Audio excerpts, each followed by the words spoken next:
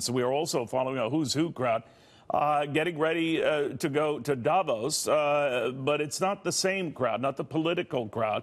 An economic who's who, maybe, but not necessarily the Western world who's who. Former Margaret Thatcher aide, Nile Gardiner, with us on that. Now, it's interesting because French President Macron, Theresa May of Britain, our own president, Donald Trump, are eschewing going to this event. I don't know who led whom, but what do you make of the fact that it includes the likes of Xi Jinping of China and a host of others who are opting out? What are they saying?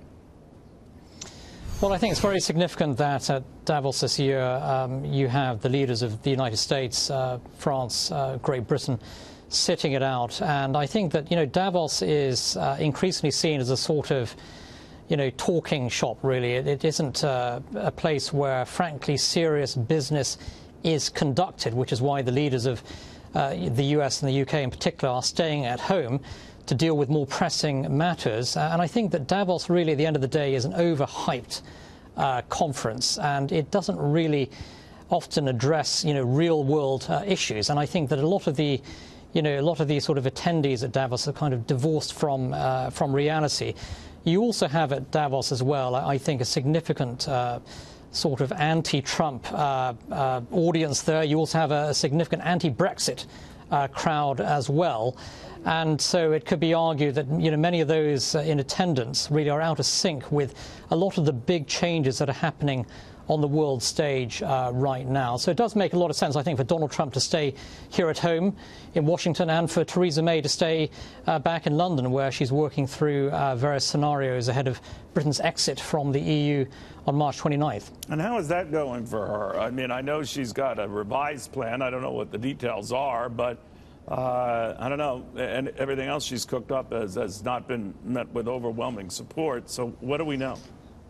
Yeah, so on January the 29th, Theresa May goes back before the House of Commons to unveil yet another Brexit deal proposal. She's trying to renegotiate her existing deal with the European Union. EU leaders are not very keen to help her out at this stage, and there's a great deal of hostility, I would say, coming from Brussels at the moment, and not a lot of willingness to amend the deal that has already been agreed. I do think the only real option for Theresa May is to press forward with what is known as a managed no-deal exit, whereby Britain exits the European Union under World Trade Organization rules and is free to sign its own free trade agreements across the world, including with the United States. That's a far better course of action than trying to basically push through her existing EU withdrawal deal, which is basically dead in the water unless there are huge dramatic changes in this deal. But I don't think there's going to be changes of real significance. So I very much doubt that Theresa May is going to win a vote in the House of Commons on a sort of reworked deal, actually. It might be a little bit of Monday morning quarterbacking, but why didn't, after the vote, 52 to 48% in favor of Britain breaking away from Europe, they take their chances and just break away? Because certainly in 2.5 years, they would have sorted a lot of this out, and we wouldn't be in the middle of this drama now. What do you think?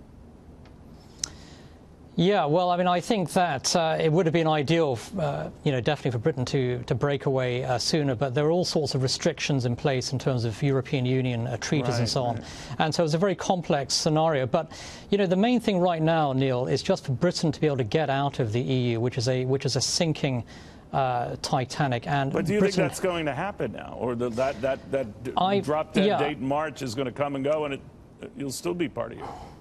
I remain optimistic that Britain is going to leave the EU on March 29th. And if Britain doesn't leave the EU on March 29th, there are all sorts of forces in the UK, in Parliament especially, who are trying to derail Brexit and reverse the Brexit vote altogether.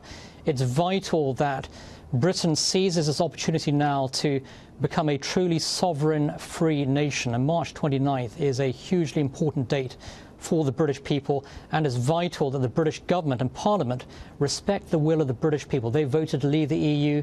They must respect that, and the British people have the right to be completely free and sovereign. We'll watch it closely, my friend. Thank you, as always, Nile Gardiner. My pleasure. Thank you.